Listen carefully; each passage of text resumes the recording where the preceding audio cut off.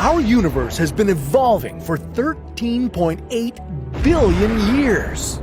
But how exactly did we get here? In the beginning, there was nothing. Then suddenly, the Big Bang happened and created our universe. Yeah, okay, maybe it's a little more complicated than that. How this cosmic event began is largely a mystery, but once it got started, it never stopped. Within milliseconds, particles like quarks and photons are formed. They're just some of the building blocks that make up the world you know today. A couple of minutes later, more elements were born. Protons and neutrons combined to create elements like helium and deuterium. And for the next 400 million years, the universe will continue to rapidly expand. They described the creation of the universe and they called it the Big Bang.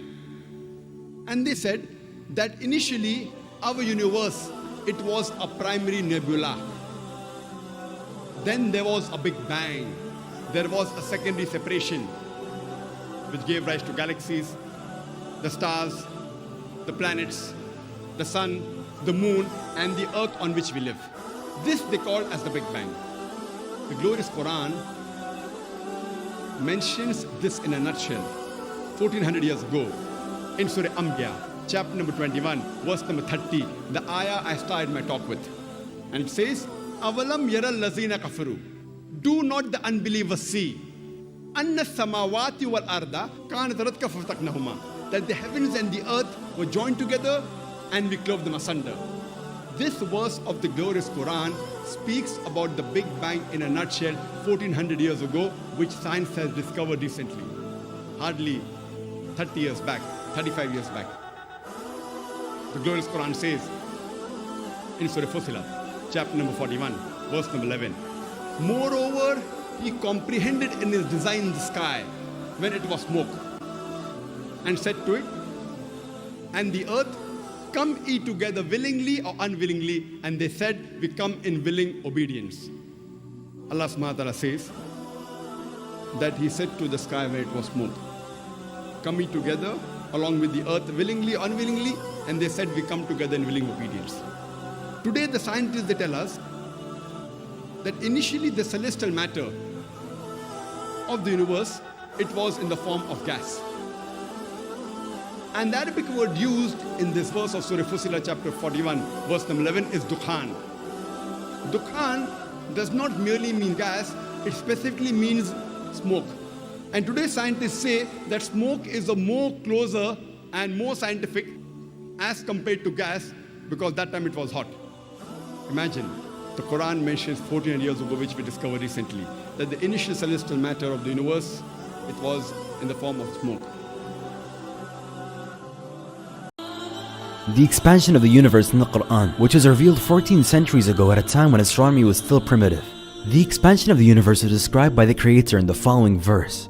And it is we who have constructed heaven with might, and verily, it is we who are steadily expanding it.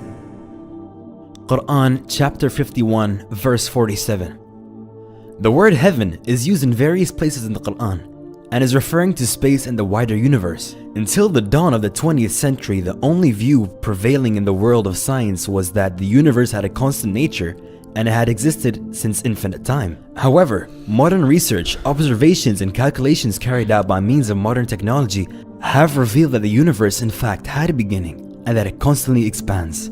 At the beginning of the 20th century, the Russian physicist Alexander Friedmann and the Belgian cosmologist George Lemaitre theoretically calculated that the universe is in constant motion and that it is expanding. This notion was confirmed by the use of observational data in 1929.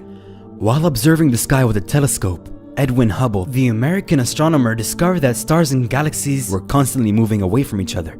This discovery is regarded as one of the greatest in the history of astronomy. During these observations, Hubble established that the stars emit a light that turns redder according to their distance. This is because according to the known laws of physics, light heading towards a point of observation turns violet, and light moving away from that point assumes a more reddish hue. During his observations, Hubble noted a tendency towards the color red in the light emitted by stars. In short, the stars were moving further and further away all the time. The stars and galaxies were not only moving away from us, but also from each other. A universe where everything constantly moves away from everything else implied a constantly expanding universe. The observations carried out in the following years verified that the universe is indeed constantly expanding. This fact was explained in the Quran in a time when telescopes and similar technological advancements were not even close to being invented. This is because the Quran is the word of Allah, the creator and the ruler of the entire universe.